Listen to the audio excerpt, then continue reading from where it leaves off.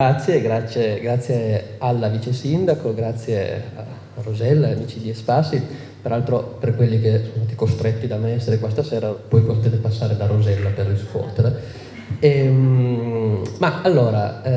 Rosella ha già inquadrato molto bene, come dire, l'argomento, sia questo ciclo di conferenze, di appuntamenti, e sia in realtà l'argomento di questa sera. Io dunque, giusto due precisazioni Io non sono proprio un dantista, ecco, anzi in realtà è la prima volta che mi occupo di Dante in pubblico, per cui ecco, diciamo che fate anche un pochettino da cavie.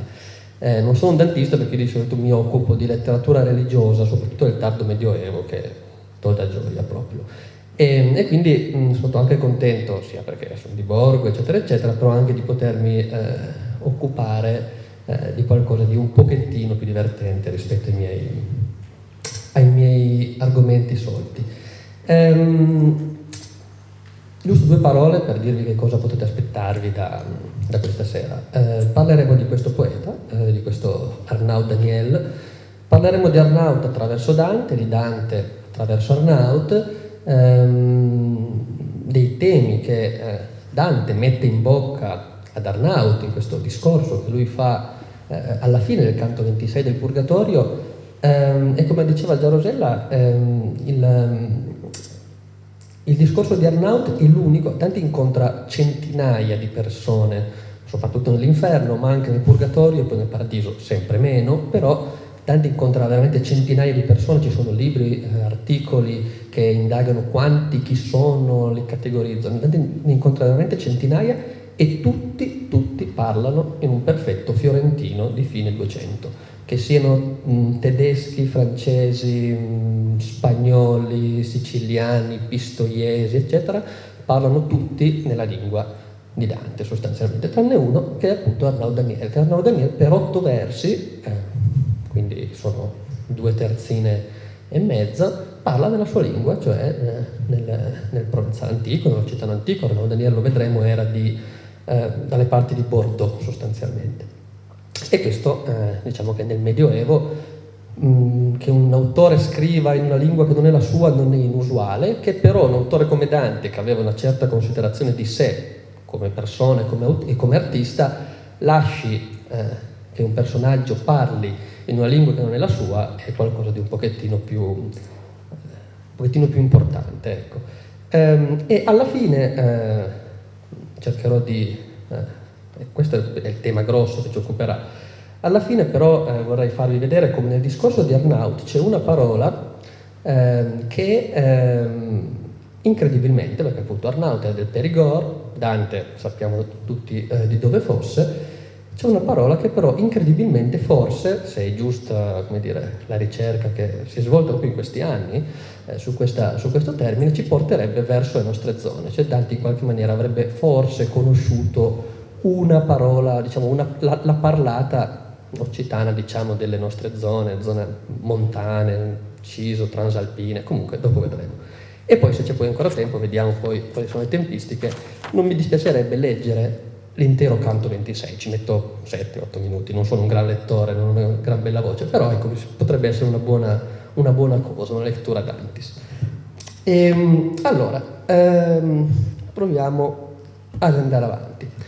Dunque, questi signori, che appunto vi ho messo qui nella diapositiva, a parte Dante, che io non ho mai ben capito perché lo rendono sempre così corrucciato, cioè è vero che non deve essere una bella persona, però comunque a parte Dante ho provato a mettere in questa diapositiva alcuni dei poeti, soprattutto novecenteschi in realtà, tranne Carducci un pochettino prima, poi c'è D'Annunzio, Ungaretti, lo vedete lì col basco in testa, quel tizio che è seduto in poltrona, non si capisce bene cosa faccia, è Ezra Pound, poi c'è Petrarca, e poi c'è invece l'unico, come dire, a colori, Franco Fortini, che è l'ultimo in ordine cronologico perché muore nel 94, per cui praticamente un nostro contemporaneo.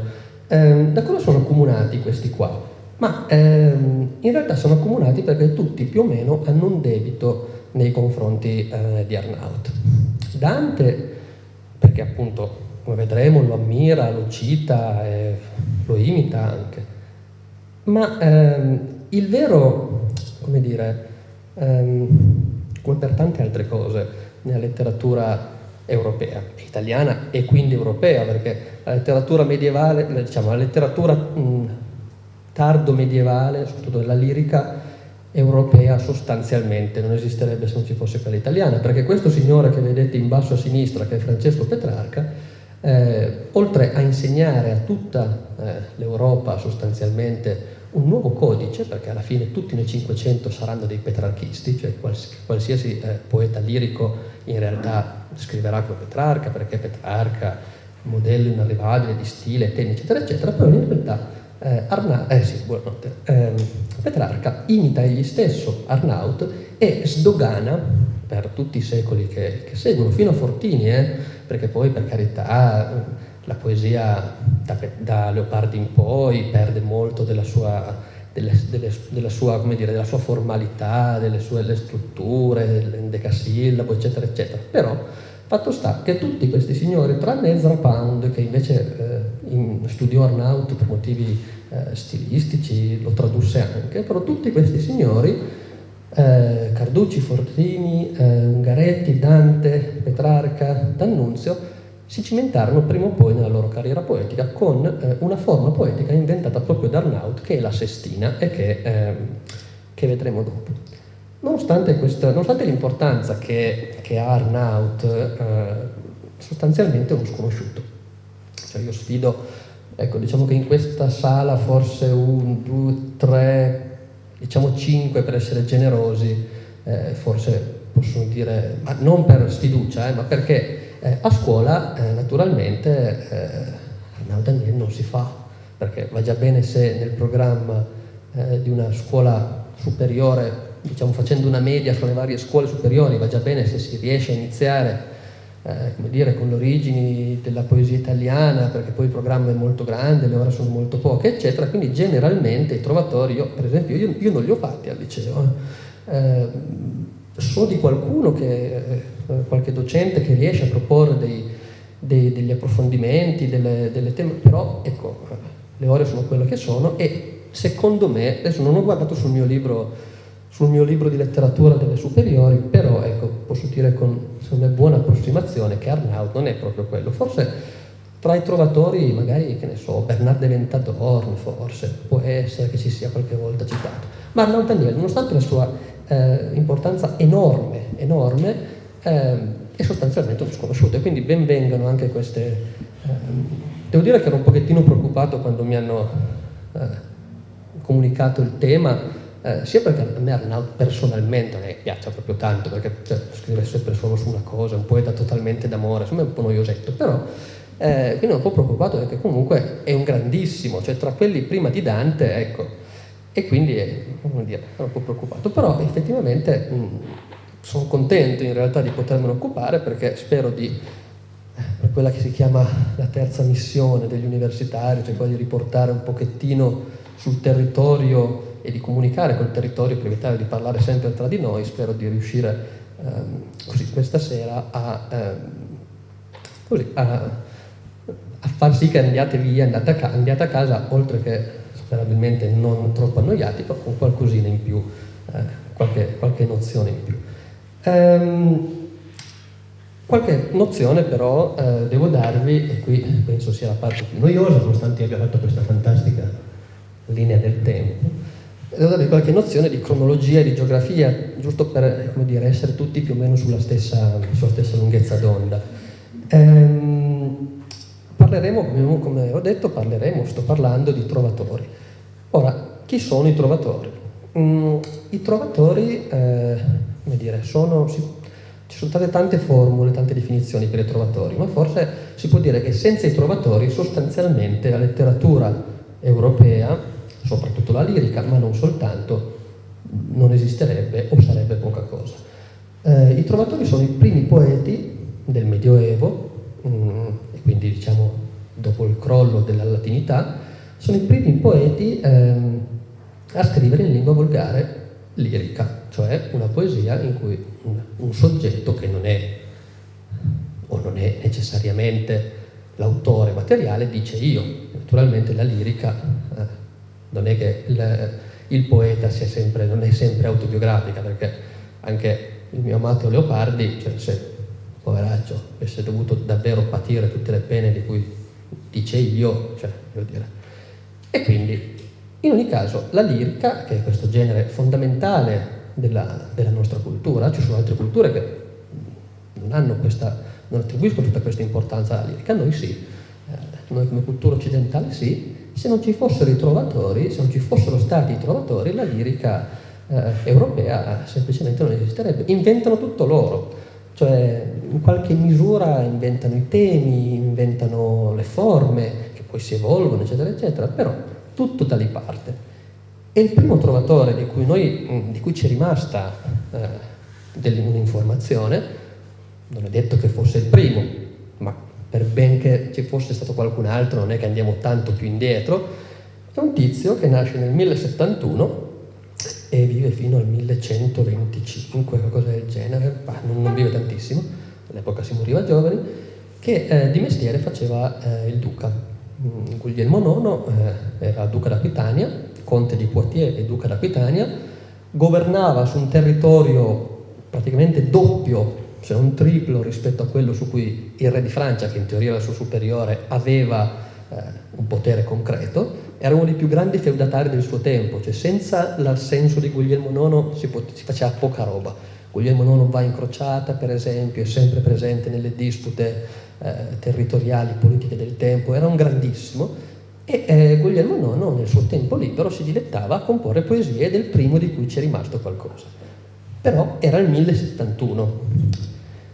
1071, una ventina d'anni dopo, appunto 20-25 anni dopo, parte la prima crociata, che per chi ha dei ricordi di storia medievale, di solito si fa la prima crociata e sembrano tempi ancora estremamente arcaici, cioè ma sì, figurati, la prima crociata, eccetera. Nel 1150, quindi un buon cinquantennio dopo la prima crociata, nasce Arnaut, che è il protagonista di questa serata.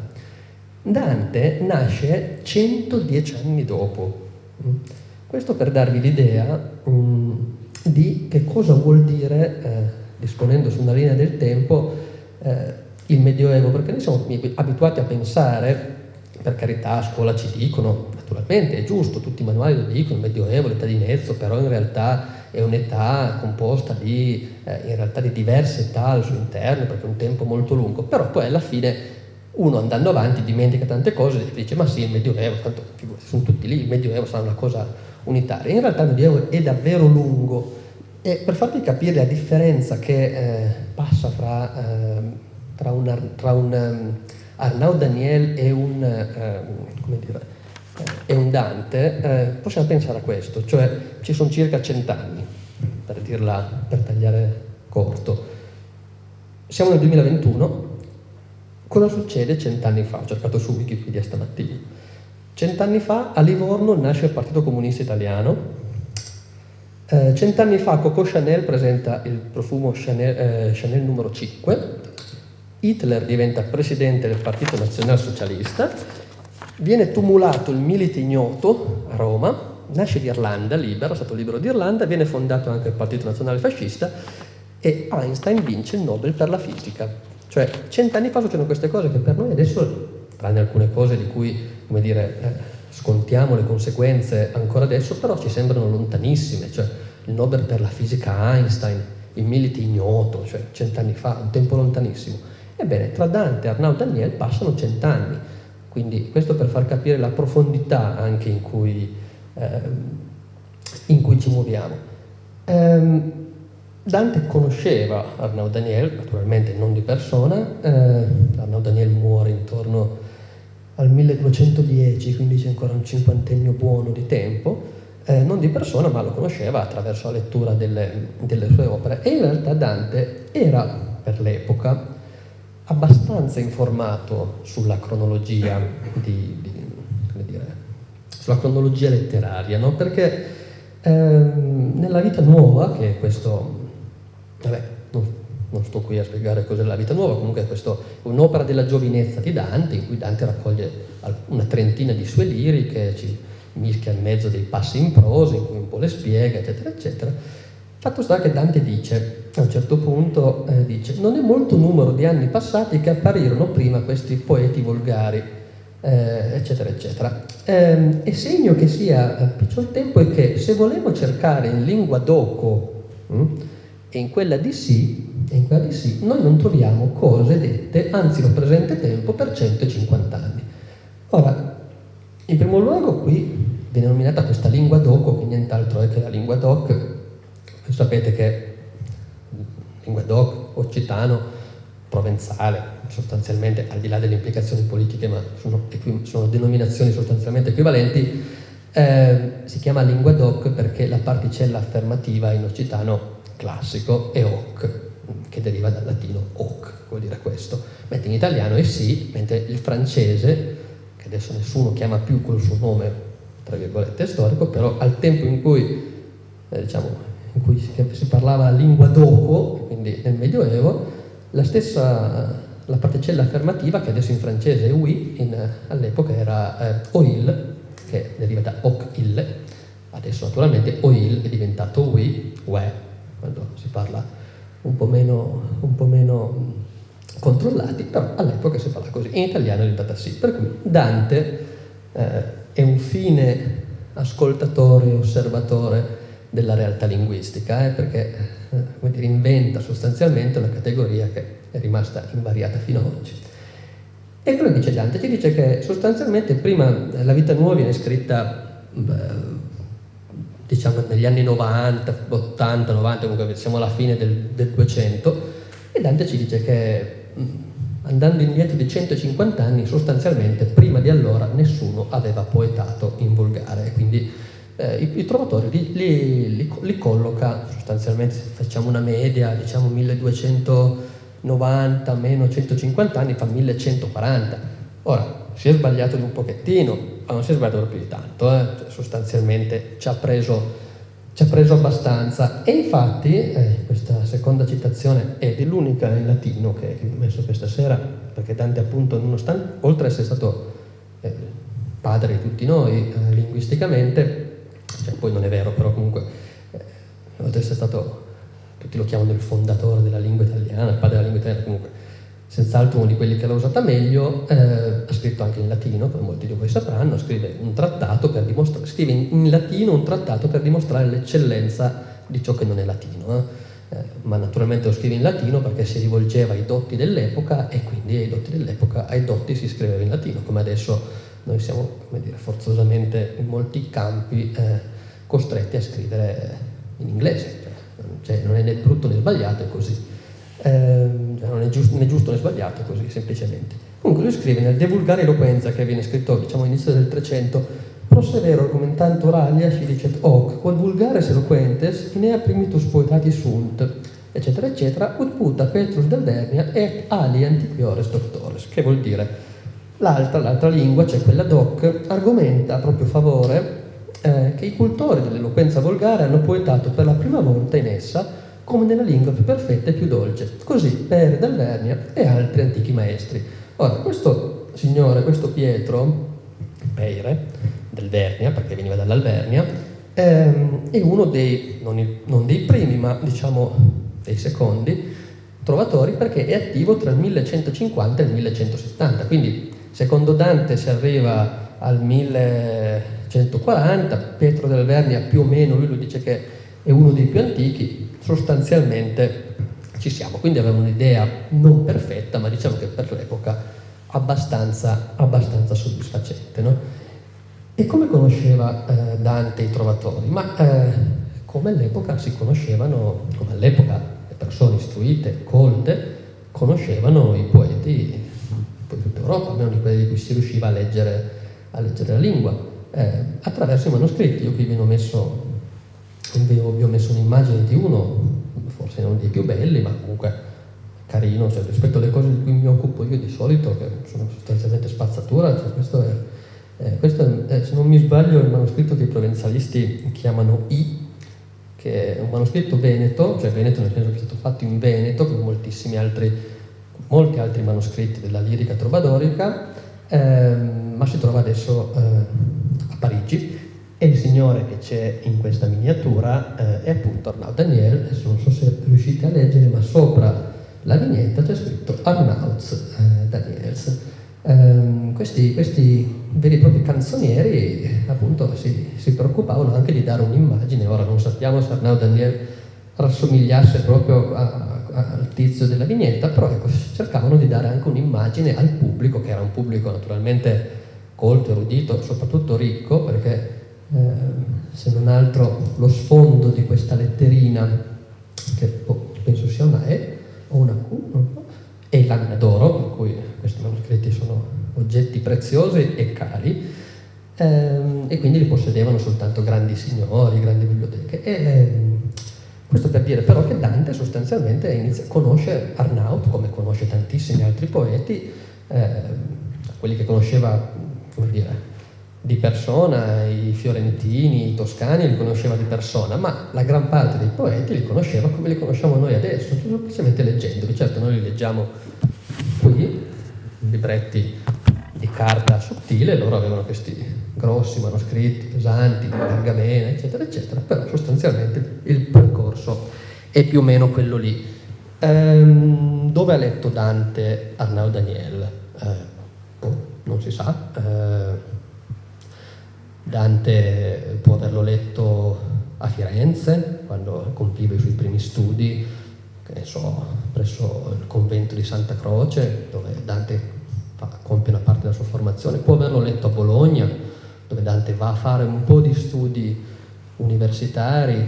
Non è detto che l'abbia letto una volta sola, magari poi nel periodo dell'esilio Dante vaga, Dante gironzola per varie corti, le corti soprattutto della pianura padana, del Veneto, ma anche in Malaspina, stata più vicino a noi, quindi Lunigiana, quei posti lì, e queste corti avevano sicuramente manoscritti, avevano raccolte di lirica, non tanto perché come dire, fossero tutti degli illuminati mecenati, ma perché erano prodotti di prestigio, cioè molto probabilmente no, però forse non li leggevano neanche, cioè i committenti non è detto che li leggessero, però avere un manoscritto di trovatori era, per le biblioteche dell'epoca, era segno di prestigio, per cui Dante può averli letti in moltissime occasioni, perché poi alla fine Dante faceva un po' il diplomatico, faceva un po' il segretario, doveva arrabattarsi un pochettino, perché una volta che l'hanno bandito da Firenze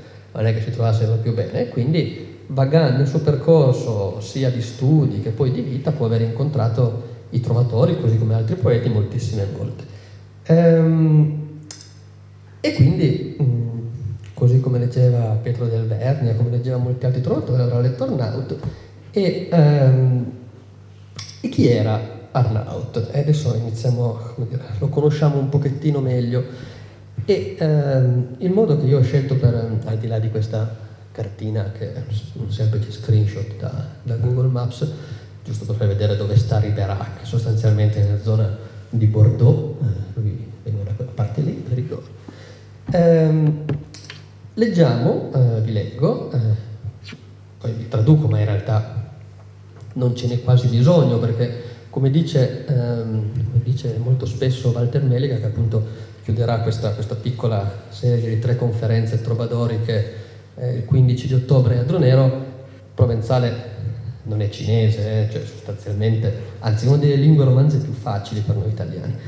E vi leggo da una delle vidas di Arnaud Daniels, cioè di Arnaud Daniel. Queste qua sono le vidas, sono dei brevi testi in prosa che in alcuni manoscritti che raccolgono liriche dei trovatori, qualcuno scrisse anche delle piccole biografie di questi poeti, e questa per l'epoca, per il Medioevo, fu una novità dirompente, perché per moltissimi secoli il concetto di autore, per almeno metà del Medioevo, era proprio totalmente sconosciuto, cioè noi di tantissimi autori medievali non sappiamo o niente, perché moltissime opere sono anonime, oppure quando sappiamo qualcosa magari conosciamo soltanto il nome. Per dire, uno dei più grandi autori del Medioevo, Chrétien de Troyes, che scrive romanzi cavallereschi in antico francese, noi sappiamo che si chiamava Chrétien de Troyes, e grosso modo quando è vissuto, ma poi altro nulla, non si sapeva neanche se fosse di Troyes. Si chiama Chrétien de Troyes, ma pure, sempre per rimanere in Francia, cioè lei stava probabilmente in Inghilterra, ma comunque un'altra grande autrice, donna tra l'altro, Maria di Francia, che scrive un altro genere, scrive delle favolette, dico favolette perché sono brevi, non perché siano poco impegnative o poco significative, delle favolette, come dire, con degli animali, con gente che si trasforma, eccetera, eccetera, di lei sappiamo che si chiamava Maria di Francia, punto. E anche più o meno, grosso modo, sappiamo l'epoca, ma non è che...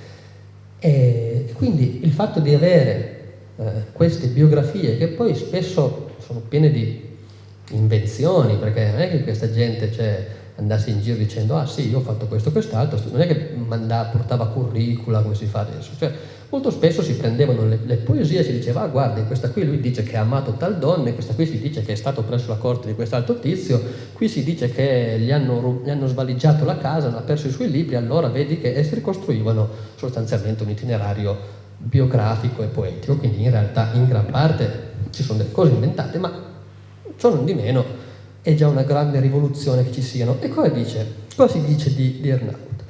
Si dice Arnaud Daniels si fu da che incontrata d'un von Arnauds de Meruoglie, delle vescate de Peyregors, d'un castel che a nome Ribairac, e fu gentil suo.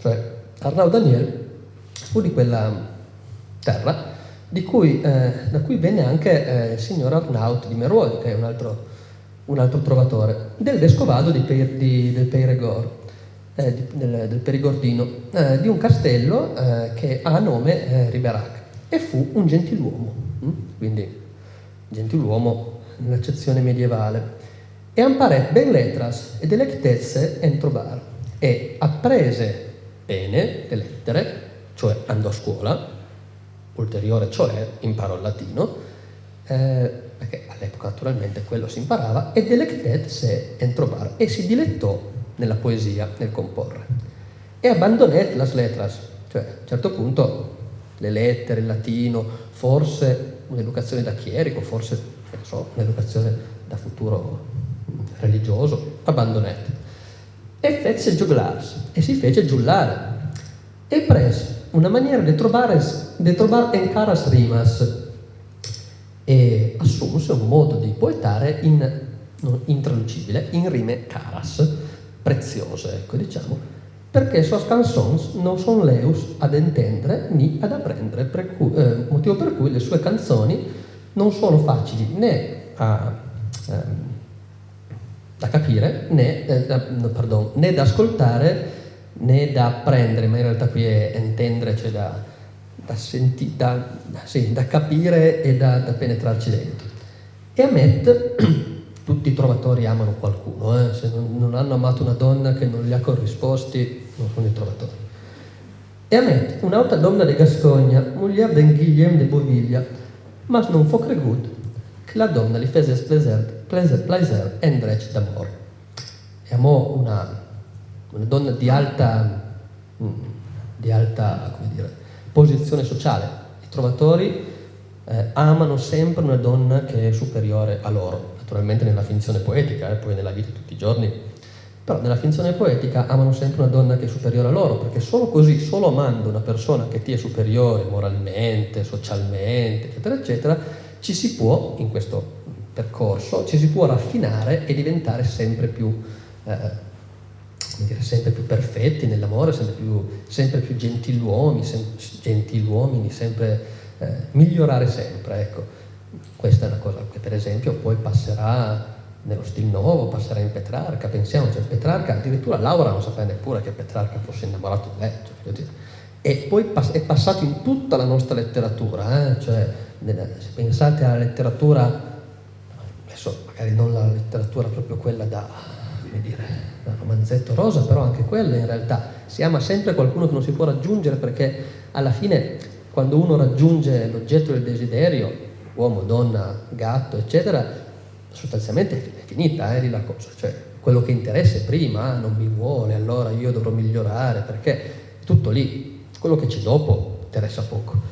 E E naturalmente questa qui, che era moglie di qualcun altro, non fu creduto che la donna li fece espreser un dretto d'amor. Ma si crede, cioè non si pensa che la donna gli corrispondesse, gli dicesse sì, va bene, ok, d'accordo, un dretto d'amor, cioè secondo il diritto d'amore, perché poi appunto tutte queste, come dire, queste peripezie dell'io amante vengono poi codificate in un diritto d'amore, per cui l'amante, il poeta amante, doveva superare tutta una serie di scalini, era una cosa complicatissima, si fecero anche dei trattati su come dovevano farlo.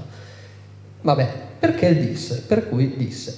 E qui cita dei versi di Arnaud. Eu sui son Arnaud camas Laura, e chas la lebra lobou, e nadi contra Suberna. Io sono Arnaud, che abbraccio il vento, ecco qui. Oggi, mentre riflettevo su queste cose, mi sono imbattuto in un articolo di, non dirò di quale portale, ma diciamo un portale che si occupa di letteratura contemporanea, che sono riusciti a tradurre, naturalmente chi ha scritto questa cosa non si è peritato di controllare su una edizione di Arnaud, sono riusciti a tradurre Amas Laura, hanno detto ma sì, qui cosa vuoi che sia, hanno letto Amas sarà amo, ma sì, tanto una S che se ne frega, cioè sarà la prima persona, ma quello che sono, questi qui sono medievali. Amas Laura, hanno tradotto che amo Laura, Laura L apostrofo Aura, io sono Arnaldo che amo Laura, vabbè. Questo per dire che per carità noi in gran parte facciamo delle cose che possono sembrare inutili, però almeno, come dire, le lingue le conosciamo. Che abbraccio l'aria, cioè faccio una cosa totalmente inutile, da folle, e caccio la lepre con il bue, cioè un'altra cosa da persona malata, e nadi contro Suberna, cioè nuoto contro corrente, nuoto contro Suberna, ecco. Questo per dire la follia dell'amante che appunto non è corrisposto, eccetera, eccetera. Ora, che opinione aveva Dante di Arnaud, con cui sì, andiamo proprio al nocciolo della questione, ma il Dante De Vulgari Eloquentia, che sono questi il trattato in cui lui parla e sparla dei poeti a lui precedenti o pressoché contemporanei, e Arnaud ha un posto importante, viene citato diverse volte. Prima citazione, se guardiamo bene troviamo che solo intorno a questi argomenti, che sono gli argomenti che Dante giudica eccellenti, hanno poetato in volgare uomini illustri, cioè Bertrand de Born delle armi. Bertrand de Born, spoiler, ecco, di cui parlerà appunto Walter Meliga fra 2 settimane, e tra i due quello più divertente comunque. Bertrand de Born delle armi, Arnaud Daniel dell'amore, Guiraud de Borneglie, per il nome mio glorioso cognonimo, Guiraud de Borneglie della rettitudine. E poi dice, le canzoni illustri, ora badate, canzoni, noi siamo abituati a pensare alle canzoni, Fedez, gente del genere. La canzone nel Medioevo è il genere letterario lirico, la lirica è quella che comanda, poi c'è anche gente che scrive le altre cose, ma poverini, cioè, il lirico da un certo punto in poi, cioè dai trovatori in poi, anche un'altra cosa che inventano loro, scrive canzoni. La canzone è la forma metrica, strofica, eccetera, eccetera, in cui il lirico deve dar prova di sé. Tutto il resto, poi per carità, gli italiani inventeranno il sonetto, bellino, però Dante, Petrarca, ancora Leopardi, scrivono canzoni. Sono quelle lunghe tirate che uno alle superiori dice, possibile. Però le canzoni illustri come quelle di Guiraud, Folchetto di Marsiglia, Arnaud Daniel, Aymeric delle Belle Noie, eccetera, eccetera. Poi parla ancora di strofe che stanno sotto un'unica melodia, cita Arnaud e dice una strofa di questo tipo ha usato in quasi tutte le sue canzoni Arnaud, e noi, io, Dante, lo abbiamo seguito quando abbiamo cantato Al poco giorno al gran cerchio d'ombra, che è la sestina di Dante a cui arriveremo tra poco, subito. E ancora una la stanza senza rime, eccetera, eccetera. Di queste stanza vuol dire strofa, di stanze di questo tipo ha fatto un uso spessissimo Arnaud Daniel, come qui, sen fosse amor de joy donar, eccetera, eccetera. E noi diciamo, sempre noi uguale io, al poco giorno. Ora, che cos'è questa sestina di cui vi ho già parlato prima quando ho fatto vedere foto di Carducci, di Ungaretti, D'Annunzio, eccetera, eccetera. Ora, allora, nel PowerPoint che ho preparato c'erano anche dei bei colori che però sono passati open office, sono saltati, quindi dovrò raccontarvela un pochettino facendo finta che i colori ci siano. La sestina, detta proprio banale, è un modo, la sestina, allora, sostanzialmente consiste nello spostare, secondo un procedimento sostanzialmente matematico, da una strofa all'altra, spostare le parole rima, cioè parole che sono sempre uguali, che hanno sempre la stessa rima, secondo una disposizione matematica per cui si possono fare 6 strofe e poi alla settima si ricomincerebbe dall'inizio. Ora, detto così, uno dice, vabbè, che ti frega, però in realtà è una cosa complicatissima, perché se qualcuno di voi ha provato a scrivere, ha avuto la mala grazia di scrivere qualche poesia nella propria adolescenza, si è reso conto che già è difficile scrivere in versi, figuratevi scrivere in versi una sestina che sono 6 strofe di 6 versi, quindi vuol dire 36, utilizzando come terminazione di tutte le strofe sempre le stesse parole. E per esempio, se noi qui guardiamo la parte di sinistra, che è un testo di Arnaut, lo fem voler che il cor mintra, non pot ges vex escoisendre ni ongla dell'ausenger, che per maldir sarma, eccetera, eccetera. Ora, qui vi ho messo le prime 2 strofe, no? E voi vedete, la prima strofa ha le parole rima, sono intra, ongla, arma, vergia, oncle, cambra, che vuol dire entra, unghia, anima, verga, bastone, zio e camera. Ora, se voi vedete nella seconda strofa cosa succede? Succede che quella che era l'ultima parola dell'ultimo verso, cambra, diventa l'ultima parola del primo verso, intra diventa la seconda, poi si recupera quella che era la penultima, oncle, che diventa la terza, poi ongla, poi si recupera vergia, che era la quarta, eccetera, eccetera. Ora, si chiama tecnicamente retrogradatio cruciata. Questo è un artificio, come dire, formale, mirabolante, cioè solo chi è poeta riesce a non piantarsi, ecco, in una costrizione così forte. Ecco, il Medioevo, poi appunto questa sestina, come vi dicevo, verrà poi utilizzata anche, cioè sostanzialmente fino al Novecento inoltrato, Fortini muore nel 94, fino quasi alle soglie del 2000, poeti italiani, non solo italiani, si diffonde in tutta Europa, oltremanica, eccetera, però per rimanere nelle nostre lande, poeta italiano, se vuol dimostrare di essere bravo, sostanzialmente deve fare una sestina. D'Annunzio, Carducci, Ungaretti, bisogna fare una sestina. E fare una sestina non è per niente facile.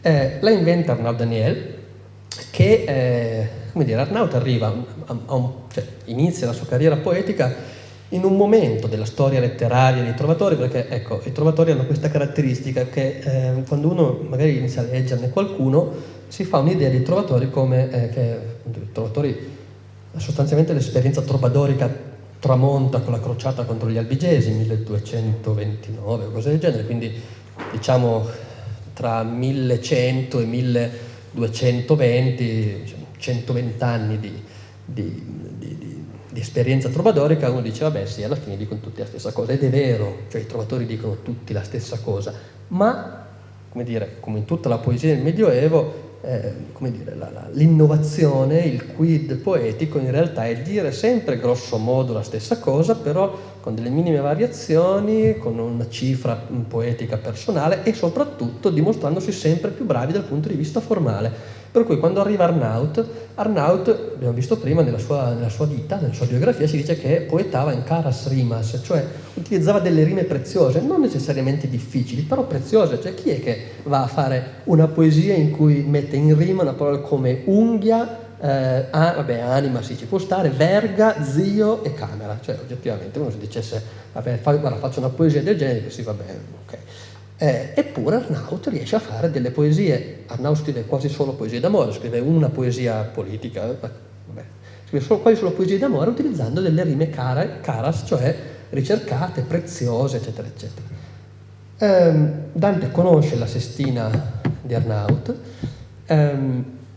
la imita, come in tutte le attività umane, si apprende per imitazione, la modifica un pochettino, e lui per esempio questa è la Sestina di Dante: al poco giorno il gran cerchio d'ombra, son giunto lasso al bianchir dei colli, quando si perde lo color nell'erbe, il mio desiderio però non cangia il verde, si è barbato nella dura pietra che parla e sente come fosse donna. Similemente questa nuova donna, vedete, l'ultima parola del verso precedente diventa la prima della seconda strofa: si sta gelata come neve all'ombra, che non la muove se non come pietra, eccetera, eccetera. Con questo schemino che io vi ho messo lì sotto, che appunto aveva i colori, quindi era più comprensibile, vabbè, credetemi sulla fiducia. In realtà, se tornate mentalmente alla seconda diapositiva, quello che poi sdogana la Sestina in Italia e di conseguenza in Europa, eccetera, è Petrarca. Petrarca nel suo canzoniere ne scrive 9, tra queste alcune anche doppie, per cui dopo averne fatte 6 strofe non è contento, ricomincia. Da Petrarca in poi la Sestina diventa, cioè, il banco di prova, cioè Coppa del Mondo dei poeti, cioè per dimostrare il tuo valore poetico devi comporre una sestina. E poi nella poesia del 400, del 500, poi nella poesia bucolica, altri autori la utilizzano, Sannazzaro, eccetera. Però sostanzialmente è grazie a Petrarca che la sestina sfonda, cioè Dante, per carità, quest'anno dantesco, diciamo che è un piccolo vezzo, una pedanteria dei filologi romanzi, filologi italiani, quello di in qualsiasi intervento che fanno su Dante cercare di infilare anche Petrarca per dire sì, vabbè, però comunque questa cosa qui c'hanno un po' queste celebrazioni dantesche, va bene, però ecco, cerchiamo di... In realtà è grazie a Petrarca. Dante per carità è un grandissimo, però è Petrarca il grande propugnatore della Sestina. E quindi appunto Dante è un imitatore di Arnaut. Senza la Sestina di Arnaut non ci sarebbe stata la Sestina di Dante, senza la Sestina di Arnaut non ci sarebbe stata la Sestina di Petrarca, forse, cioè per carità, Petrarca è un grande genio, Dante anche, però chi lo sa, non avremo mai la controprova che l'avrebbero inventata senza avere questa... Naturalmente Petrarca conosceva molto bene Arnaut, se non fosse altro che Petrarca ha vissuto ad Avignone, quindi c'è una frase molto bella, credo sia sua, non sono sicuro, mi è venuto in mente che prima mi sfrocugliavo nello scaffale, di Montanelli, in realtà, che nella sua storia d'Italia, che vabbè, adesso non entriamo nella storia d'Italia di Montanelli, però Montanelli aveva un dono, cioè sapeva scrivere bene, dice, ma penso sia sua, non vorrei attribuirgli una frase, vabbè, non se ne avrà male nel caso, quando parla di Petrarca dice che è appunto abitato ad Avignone, dove anche le mucche poetavano in provenzale, no? Ed è vero, cioè Petrarca assorbe tantissima, assorbe tutta la cultura provenzale. Però tuttavia una cosa che Petrarca non ha fatto, comunque non ha fatto come Dante, è che Dante Arnaut lo incontra. Naturalmente non può incontrarlo in vita, e allora come fa Dante, come ha incontrato appunto centinaia di persone, li incontra in morte, che poi fossero già morti oppure no, è un altro discorso, però comunque lo incontra nell'aldilà. E qui veniamo, ecco, ci avviciniamo sempre di più all'incontro. Qui vi ho trovato questa rappresentazione del paradiso del purgatorio, penso sia tratta da qualche manuale, l'ho trovata su internet, più o meno le coordinate le sapete tutti, ma riepiloghiamole così. A un certo punto Dante entra nell'inferno, incontra Virgilio, scendono, ne vedono in tutti i colori, arrivano dove sta Lucifero, gli si arrampicano sul corpo, in qualche maniera si girano al contrario, sbucano, finiscono dall'altra parte, emisfero australe, viaggetto navicella, eccetera, e sbarcano su questa spiaggia che è il Monte del Purgatorio. Monte del Purgatorio, iniziano a salire, incontrano prima Catone che gli dice: ma cosa ci fate qua? No? Dice: no, ma guarda, io lo accompagno perché lo aspetta lassù Tizio. Ah vabbè, allora andate. incontrano l'angelo, incontrano poi vari amici, eccetera, eccetera, salgono, naturalmente il purgatorio è erto, è dirupato, eccetera, eccetera. A un certo punto incontrano un altro poeta, che è Stazio, poeta latino, che Stazio vive, diciamo, seconda metà del I secolo d.C., poeta epico anch'egli, scrive la Tebaide, quindi si riconosce poi con Virgilio, e Stazio si aggrega a Virgilio e a Dante, anche perché Stazio appunto in virtù di varie cose sta nel purgatorio, Virgilio sta all'inferno, quindi a un certo punto Virgilio saluta Dante perché non può andare troppo oltre, e sarà Stazio che come dire, gli dà l'ultimo lancio prima che arrivi poi Beatrice. E quindi questi qua salgono e siamo arrivati alla settima cornice, montagna del purgatorio, divisa in cornici. In ogni cornice si purgano dei peccatori particolari, che ne so, i superbi nella prima, gli invidiosi, gli iracondi, gli accidiosi, i vari prodi, i golosi. Nella sesta si purgano i lussuriosi,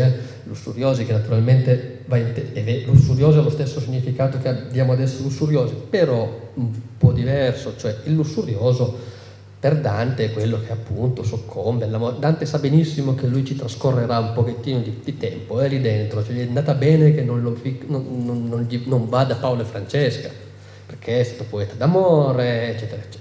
Quindi nella finzione poetica Dante sa che lì, quindi è anche interessato a capire come funziona la situazione, no? E cosa succede? Succede che a un certo punto appunto Dante sta salendo con Virgilio, siamo nel canto 26, Virgilio dice sì, però guarda, fa attenzione, perché cioè, se non ci fossi io ti dico di fare attenzione saresti già volato giù. Dice va bene, ok. E poi arrivano da queste persone, questi tizi che Dante non sa ancora chi siano. Dante, cioè, immaginate, dice, ogni giro che fa intorno alla montagna, come ogni scaletta che scendeva nell'inferno, si trova davanti della gente nuova.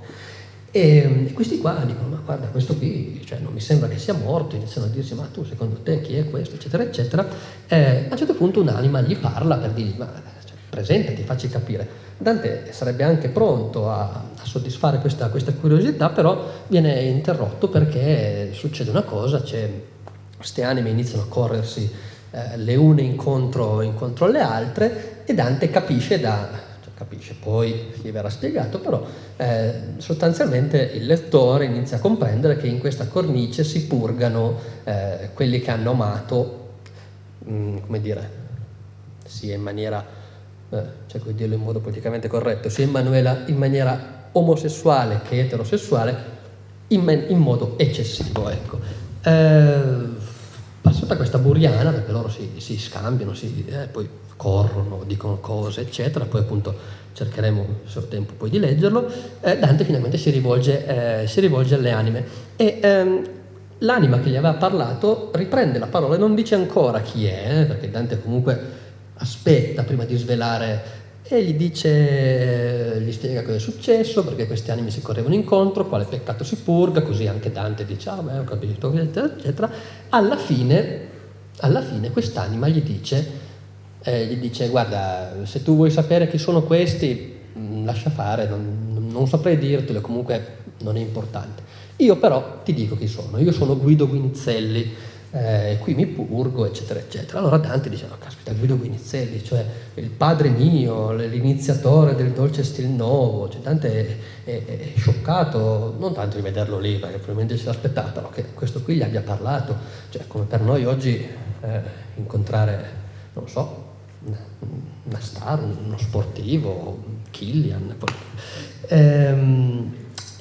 A questo punto c'è il famoso discorso di Guinizelli, in cui appunto, cioè, prima Dante dice ma padre mio, cioè, e Guinizelli dice sì vabbè, però certo io sono bravo, però questo qui che sta davanti a me, così che io ti indico, quello sì che è stato bravo, quello veramente è stato il più bravo di tutti, è stato più bravo di altri poeti. Altre persone dicono ma sì, secondo me è più bravo quello del Limousin, che è Grau de Bornelli, ma gente che non capisce nulla, questo sì che è stato bravo.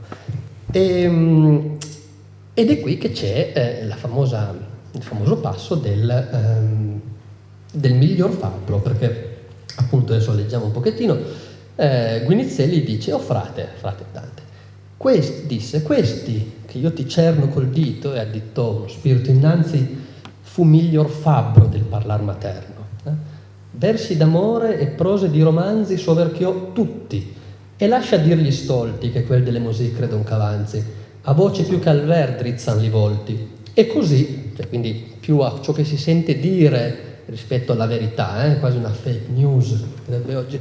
E così ferman sua opinione, prima che arte o ragion per loro s'ascolti. Così, e qui Dante si toglie un soffio dalla scarpa, così fer molti antichi di Guittone d'Arezzo, di grido in grido pur lui dando pregio, cioè così trascorreva sulla voce Guittone, finché l'ha vinto il ver con più persone, cioè finché è arrivato sostanzialmente lo Stilnovo che ha fatto giustizia di Guittone. E poi gli dice: se tu riesci ad andare su a vedere Cristo, fagli dire un Padre Nostro, perché tutto sommato a noi le preghiere ci servono perché saliamo più in fretta. E poi si tace. Qui vi faccio soltanto osservare che per presentare quello che prima di Dante, perché poi questo è un canto in cui Dante in realtà, rendendo omaggio a Arnaut, sostanzialmente dice: sì, però io sono più bravo, Cioè, è un canto anche di superamento, un canto di tensione poetica, eccetera. Cioè, io faccio parlare lui nella sua lingua, quindi vedete quanto sono bravo come poeta, non come persona. Cioè, Guinizelli, altro poeta significativo, cioè tutti a scuola, questo sì, tutti leggono Guinizelli, volenti o nolenti, parla di Arnaut come miglior fabbro del parlar materno. E ora, definire un poeta un fabbro, in realtà, per la concezione medievale, la poesia era un'opera artigianale. Il primo trovatore, questo Guglielmo, duca d'Aquitania, di cui vi ho parlato all'inizio, lui nelle sue opere dice che tira fuori le sue opere dalla sua officina, dall'obrador, oppure dice che lavora le sue opere, lavora e sceglie le sue parole con la lima, eccetera, eccetera, le pulisce. Quindi il poeta medievale aveva della sua attività un'idea molto più artigianale di quella che noi possiamo pensare, perché noi siamo traviati, irrimediabilmente traviati dal romanticismo, no? Per cui quando abbiamo 17-18 anni, siamo in quarta superiore, facciamo romanticismo, allora si dicono: questi qui, i romantici che propugnavano che è tutto ispirazione, si compone sull'onda del... Naturalmente non è vero, però non siamo più abituati, abbiamo perduto l'abitudine a pensare invece alla poesia, al lavoro letterario come una forma di artigianato, cosa che invece nel Medioevo non era offensivo dire che un poeta era il miglior fabbro, anzi, cioè avercene di fabbri così. E appunto poi Guido Guinizelli con questa bella immagine dice: forse per dar luogo altrui secondo che presso avea, disparne per lo fuoco come per l'acqua il pesce andando al fondo. Cioè tutti i dannati a un certo punto parlano, poi a un certo punto dannati, buonanotte, che non sono più dannati, parlano, poi vengono di nuovo rapiti dal peccato che stanno espiando, e adesso parla Arnaut, perché Dante dice: io mi fei al mostrato innanzi un poco e dissi che al suo nome il mio desiderio apparecchiava grazioso loco, cioè avrebbe voluto sapere chi è. E qui c'è la chiusa dell'intero canto e la chiusa della vicenda. E cominciò liberamente a dire: «Tamma belis, vostre cortes de man, che io non puesc ni voglio a vos scoprire. Io sui Arnaut, che plore vau cantan, con siros vei la passada folor, e vei giausen lo gioi che sperde nan. Ara vos prec per aquella valor che vos guida al som delle scalina, so vegna vos a temps de ma dolor, poi s'ascose nel fuoco che gli affina». Ora, questi sono gli 8 versi, gli unici 8 versi che non siano in italiano antico o in latino, che però non conta. Ci sono alcune parti in latino nella Divina Commedia, pezzi diversi, forse quando arrivano i penitenti in purgatorio cantano un pezzo di un salmo, Exitus e Israele d'Egitto. un certo punto dell'inferno, Prodeum vexilla regis inferni, eccetera, però è robetta. Questi sono 8 versi in un provenzale abbastanza corretto. E cosa dice Arnaut? Arnaut dice: "Tant m'abbellis vostre cortese demande", cioè tanto mi piace, m'abbellis, la vostra cortese richiesta, e cortese non è nell'accezione che abbiamo noi di cortese, per cui guarda, è persona veramente cortese, è la cortesia medievale, cioè il modo di vita e di vita letteraria, ma non solo, che si sviluppava nelle corti, per cui ci bisognava essere raffinati, comportarsi in una certa maniera, cioè, la gente che sviluppò questo sistema di vita, di mestiere, faceva sostanzialmente, menava le mani, faceva la guerra, faceva il feudatario, eccetera, però quando era nella corte la donna, figura quasi da venerare, eccetera, eccetera. T'amabilis vostre cortese demande, che io non me puesc, ni voglio a voi scoprire, che io non posso né desidero nascondermi da voi. Io sono Arnaut, io sono Arnaldo, che piango e vado e cammino cantando. Pensieroso vedo la follia passata, cioè il mio peccato di lussuria, e vedo gioioso, Jausen, la gioia che spero denancio, la gioia che spero davanti a me, cioè di salire in paradiso. E ora vi prego, tutti, capisci, Dante sta per andare su dal capo, per cui tutti quelli dicono: guarda, senti, già che ti parlo, però ti dico anche, se mi facessi sto favore, allora vi prego, ora vi prego per quel valore che in provenzale è come tanti nomi in or e femminile, aquel valor che vi guida al son delle scaline. Su queste scaline torneremo tra pochissimo, alla sommità di questo pendio, sovegna vos, cioè ricordati a temps, quando sarà il momento, de ma dolor, cioè del mio dolore nel senso di quello che qui comunque brucio, eccetera, eccetera.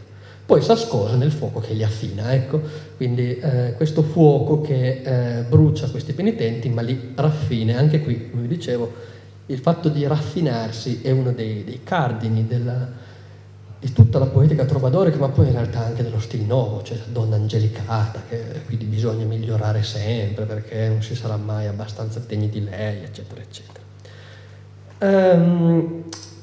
Cosa dico ancora di questo? Dico soltanto che, come ho già detto prima, cioè, è veramente un unicum, cioè Dante incontra gente latina, Virgilio, greci, Ulisse, Caronte, che lingua parlasse non si sa, incontra Carlo Martello, che non è Carlo Martello di D'André di Poitiers, un altro, che era un francese, che però era anche d'Ungheria, che però poi è stato anche a Napoli, cioè che lingua parlasse anche lui non si sa, ma italiano probabilmente sì, ma tra le altre, tra le tante.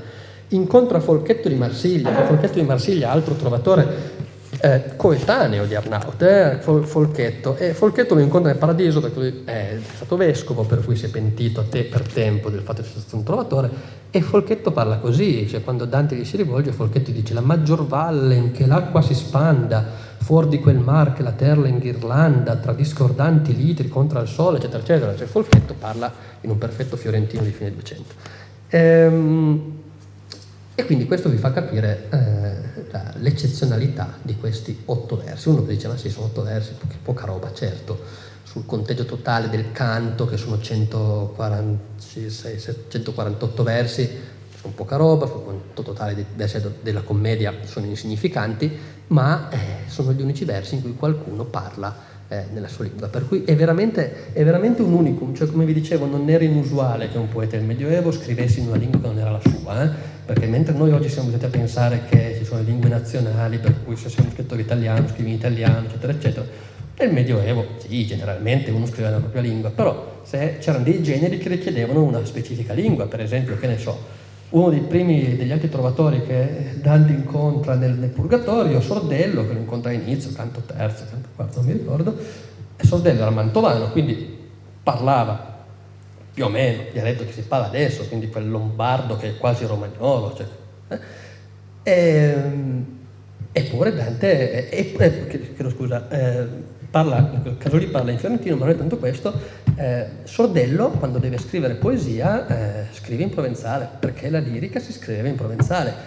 Uno dei maestri di Dante, Brunetto Latini, che scrive un'opera didascalica in francese, perché il francese era la lingua in cui si scrivevano quel genere di opere, e nessuno si stupiva di questa cosa, anzi, se scrivevi della lirica non in provenzale, dicevano sì, vabbè, però se scrivevi in provenzale era meglio perché quella era la lingua, il francese per altre cose, per l'epica, addirittura l'epica, quindi la chanson de Roland, per dire, per la cosa più famosa, ha dato origine in Italia a una lingua mista che non è mai esistita, cioè il franco-italiano, cioè italiani che scrivevano imitando il francese, però erano sostanzialmente italiani o veneti, e quindi scrivevano un francese come dire, così come gli veniva, però tanto alto era il prestigio della lingua, per cui si cambiava tranquillamente la lingua. Il concetto di lingua materna sì, però all'occorrenza.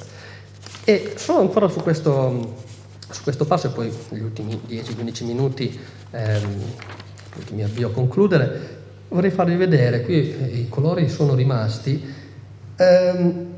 un'ulteriore dimostrazione del fatto, cioè dell'immensa complessità dell'opera dantesca, che non è una cosa che si dice così, ah sì, Dante è così difficile. Dante è veramente complesso, un genio, naturalmente. Però, vedete, qui quando Arnaut parla, inizia con Tamma Belis, e Tamma Belis in realtà è lo stesso incipit di una canzone di Folchetto da Marsiglia, no? Non è un caso, non è un caso. Cioè uno dice, ah vabbè, non è un caso. Soprattutto in letteratura, soprattutto con questi grandi, cioè qui Dante cita spudoratamente, e anzi vuole che il lettore lo capisca. Oggi senza il commento non capisce nessuno, all'epoca si comprendeva. Tamma Belis l'amorò spessamens, tanto mi piace il pensiero amoroso, e il verso è lo stesso, Tamma Belis vostre cortese de man, Tamma Belis l'amorò spessamens. Quando Arnaut si presenta, io sui Arnaut, verso che abbiamo visto prima, che c'è anche il rapporto della vita, io sono Arnaldo, io sui Arnaut, scamas Laura. E poi dice che plor e vau cantan e consiros la passada folor. E questo è Guillaume de Bergueda, un trovatore un pochettino più avanti, che a un certo punto dice consiros, cant e plank e plor, cioè pensieroso, canto e piango e piango, la dittologia. E queste, come dire, non sono delle tessere così che vaganti, cioè Dante aveva letto questi autori, Dante ha letto molti più, come tutti gli autori, ha letto molta più roba di quella che cita esplicitamente. Ci sono molti, soprattutto in questi anni danteschi, molti progetti scientifici che cercano di tracciare, di mettere in un database quelle che erano state le letture dantesche, e sono progetti meritori, bellissimi, ma non arriveremo mai a sapere, per fortuna, cioè ci sarà sempre qualcosa di insoluto, cioè che cosa aveva letto Dante. Cioè, solo con la macchina del tempo probabilmente ci arriveremo, ed è anche, come dire, per fortuna che è così. E ecco, negli ultimi 10 minuti gli ultimi minuti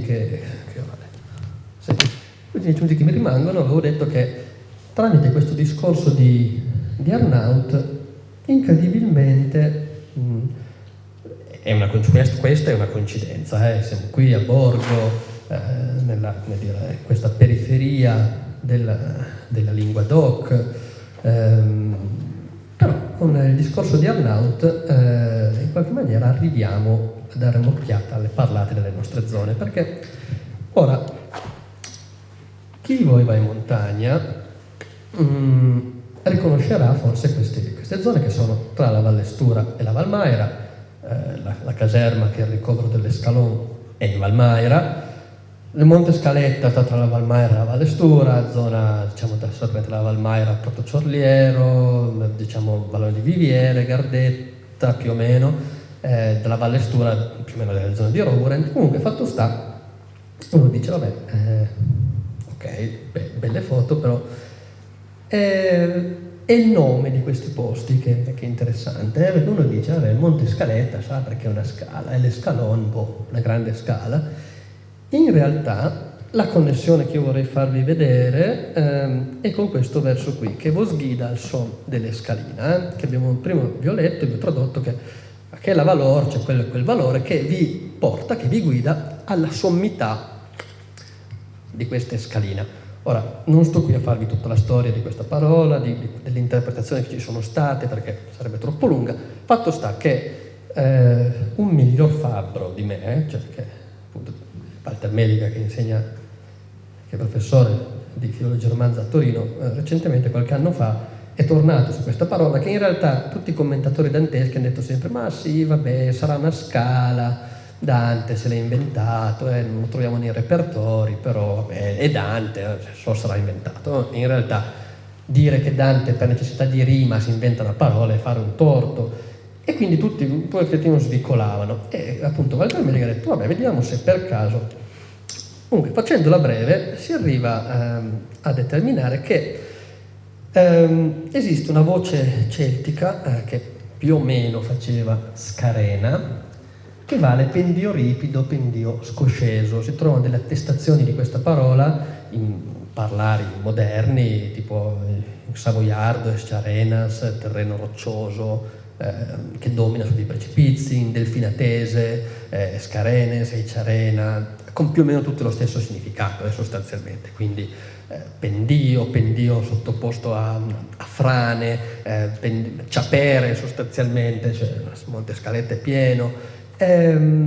Ora, Walter Meliga giustamente non si avventura a mettere le foto della scaletta e delle scalone, lo faccio io, adesso che sono in video me ne assumo la responsabilità, non lo direi mai a un convegno, ma però secondo me, poi magari ve lo smentito, però secondo me con la scala, con la scaletta, la montagna non c'è niente a che fare, va ricondotto a questa parola che poi magari non era scalena, era scalena, però quello è. Cioè terreno roccioso, terreno dirupato, franato, eccetera, eccetera. Ora, uno potrebbe dire, vabbè, allora tu mi stai dicendo che Dante è passato dalle nostre parti, precisamente tra la Vallettura Valmare, ma quello come si chiama? Ha detto, guarda, si chiama Scaletta. Vabbè, allora mi invento. Naturalmente no, Dante è stato da tante parti, ma dalle nostre penso che non sia mai passato, anche perché nel De Volgari Eloquenze, che è questo trattato di cui vi dicevo prima, a un certo punto lui, parlando dei vari volgari che si parlano in Italia, dice che da noi si parla una cosa orribile, per cui non sono neanche italiani, perché parlano una cosa veramente incomprensibile. Noi e la gente dall'altra parte, i trentini, cioè una cosa veramente. Addirittura dice che il friulano ci capisce di più, che è tutto dire. Cioè, chi di voi ha esperienza di friulano? Quindi Dante proprio noi non ci considerava, però Dante è stato da altre parti, forse ha viaggiato verso la Francia, il fatto che Dante abbia viaggiato verso la Francia è uno dei grandi misteri che i dantisti non hanno ancora risolto, forse è stato ad Avignone, ma certamente è stato nelle corti di Malaspina, è stato in Lunigiana, qui dietro sostanzialmente, non troppo lontano, e senza dubbio Dante conosceva, perché c'è passato, perché qualcuno gliel'ha raccontato, non c'erano le foto, quindi in qualche maniera deve averne avuto una conoscenza più o meno diretta di La Turbie, perché a un certo punto lui nel Purgatorio terzo, quando inizia a dire vabbè, qui siamo sulla spiaggia, però gli hanno detto che bisogna salire, però il pendio è ripido, allora lui dice questa terzina che è rimasta molto famosa, tra Lerice e Turbia, la più deserta, la più rotta, ruina, è una scala verso di quella agevole aperta, cioè dice rispetto a quello che abbiamo qui davanti, la costa che tra Lerici e la Turbie, quindi tutta la costa ligure, che tutti voi avete presente, che non è proprio la cosa più, come dire, friendly, più amichevole che ci sia, rispetto a questo è una scala agevole e aperta, quindi immaginate cosa si vede davanti Dante dovendo salire il Purgatorio. Ora, naturalmente questa è la Turbie, che è sopra Monte Carlo. Penso che forse la totalità di voi ha presente dov'è la Turbie, con questo rimasuglio di questo monumento romano, il Trofeum Alpium, che Augusto, una volta pacificata questa zona montuosa, erige su questo promontorio che è a picco sul mare. Chi di voi è stato alla Turbie lo sa, cioè dalla Turbie si è praticamente sopra il mare, e c'è addirittura a un certo punto, non mi ricordo più dove, ma penso nel paesino c'è una targa che dice che di qui inizia la Gallia, cioè la Turbie, Monte Carlo, la Turbie, Menton, posti lì sono sempre stati il confine fra l'Italia da una parte e la Gallia dall'altra. Una cosa molto interessante che si vede in realtà cioè io l'ho visto su Google è che sopra la Turbie, proprio sopra, qualche chilometro indietro, c'è un paesino che si chiama l'Escarène. Crispa. Ecco, l'Escarène, e questa roba qua bruttissima, però è la migliore che ho trovato, e l'Escarène è un pendio totalmente brullo, totalmente dirupato, molto ripido, eccetera, eccetera. Quindi Dante, che aveva in qualche maniera una cognizione che alla Turbie è un sentiero da capre, che lo mette in una terzina, che poco dopo, parlando comunque sempre del fatto che bisogna salire, questo valore che ti guida al sommo di questa cosa, utilizza una parola che è scalina, poi tra la L e la R, possono alternare, è scalina, e sopra la Turbie c'è l'Escarène. Ecco, magari Dante non è andato, non ha fatto come si fa adesso, come si fanno le inchieste dialettologiche, quindi è andato lì e ha detto: ma scusate, ma voi come lo chiamate questo?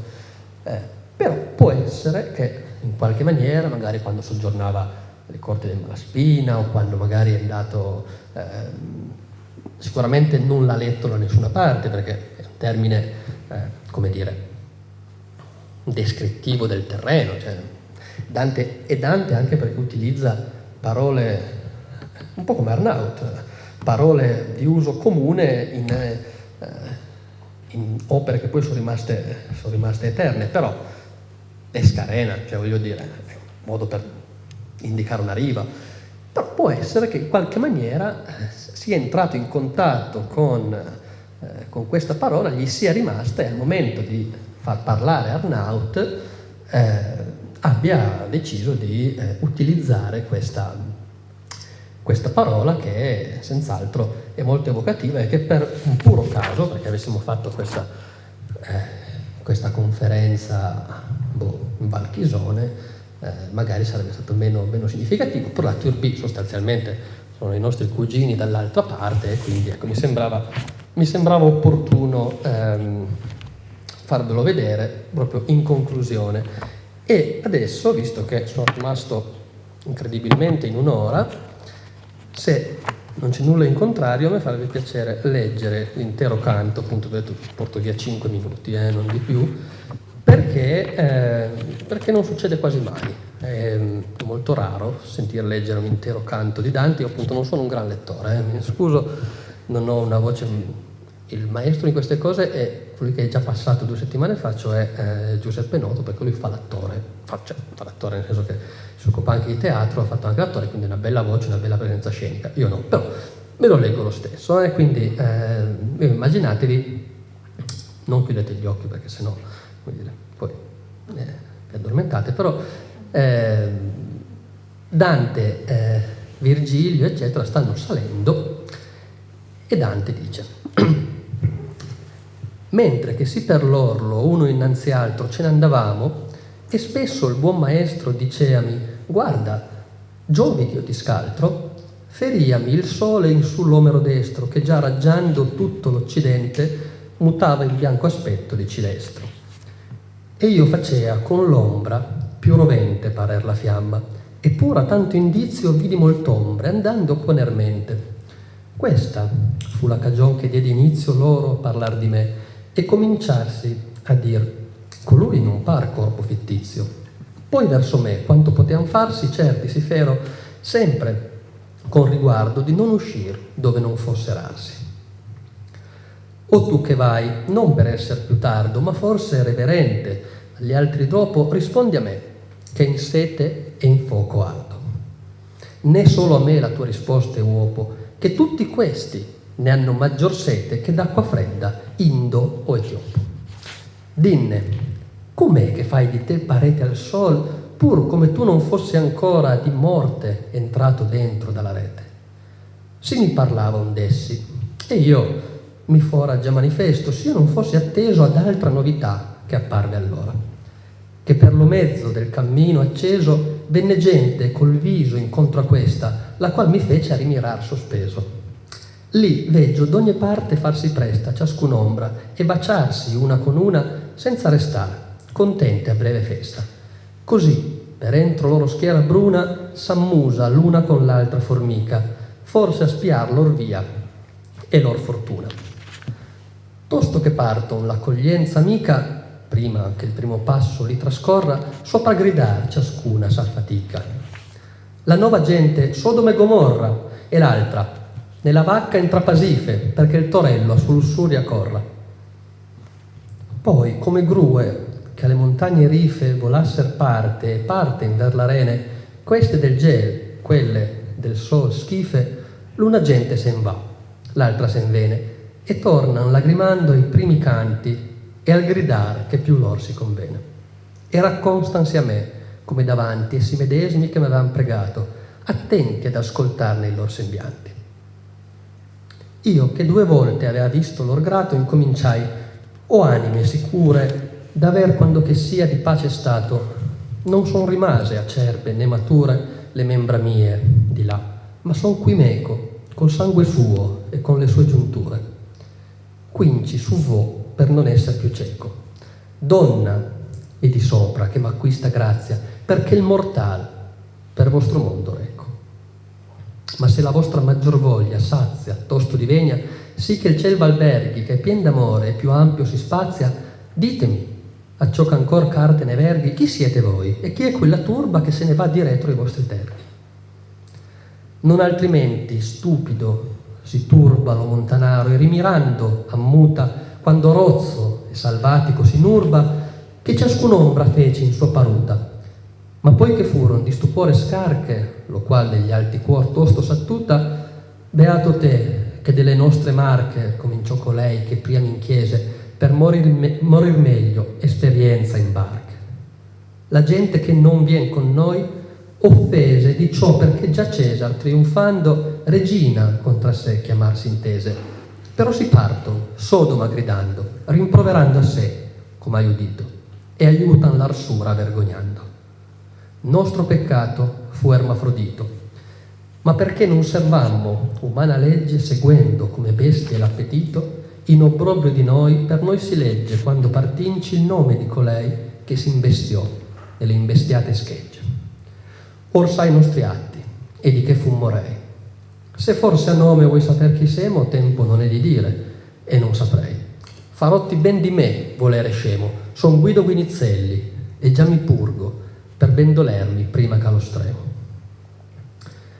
Quali nella tristizia di Licurgo si fer 2 figli a riveder la madre, tal mi fec'io, ma non a tanti insurgo, quand'io odo nomar se stesso, il padre mio e degli altri miei miglior che mai rime d'amor usar dolci e leggiadre. E senza udire e dir pensoso andai lunga fiata rimirando lui, né per lo fuoco in là più m'appressai. Poi che di riguardar pasciuto fui, tutto m'offersi pronto al suo servigio con l'affermar che fa credere altrui, ed egli a me: tu lasci tal vestigio per quel che odo in me è tanto chiaro che le te non può torre né far bigio. Ma se le tue parole or ver giuraro, dimmi che è cagion perché dimostri nel dire e nel guardar d'avermi caro. E io a lui: li dolci detti vostri, che quanto durerà l'uso moderno faranno cari ancora i loro inchiostri. O frate, disse, questi che io ti cerno col dito, e additò uno spirito innanzi, fu miglior fabbro del parlar materno. Versi d'amore, prose di romanzi soverchiò tutti, e lascia dir gli stolti che quel di Lemosì credo un cavanzi. A voce, più che al ver, drizzan i volti, e così ferman sua opinione, prima che arte o ragion per lor s'ascolti. Così, fer molti antichi di Guittone, di grido in grido, pur lui dando pregio, finché l'ha vinto il ver, con più persone. Or, se tu hai sì ampio privilegio, che licito ti sia l'andare al chiostro, nel quale Cristo, abate del collegio, falli per me un dir d'un Pater nostro, quanto bisogna a noi di questo mondo, dove poter peccar non è più nostro. Poi forse, per dar luogo altrui, secondo che presso Dea disparve per lo fuoco, come per l'acqua il pesce, andando al fondo. Io mi fei al mostrato innanzi un poco e dissi che al suo nome il mio disire apparecchiava grazioso loco. E cominciò liberamente a dire: «Tamma belis, vostre cortes de man, che non me puesc ni voglia vos scoprire. Io sui Arnaud, che plore vau cantar, con si rosvei la passada folor, e vegia usen lo gioi che sper, de nan. Ara vos prec per aquella valor che vos guida il son delle scalina, so vegna vos, a temps, de ma dolor». Poi s'ascose nel fuoco che gli affina. Grazie.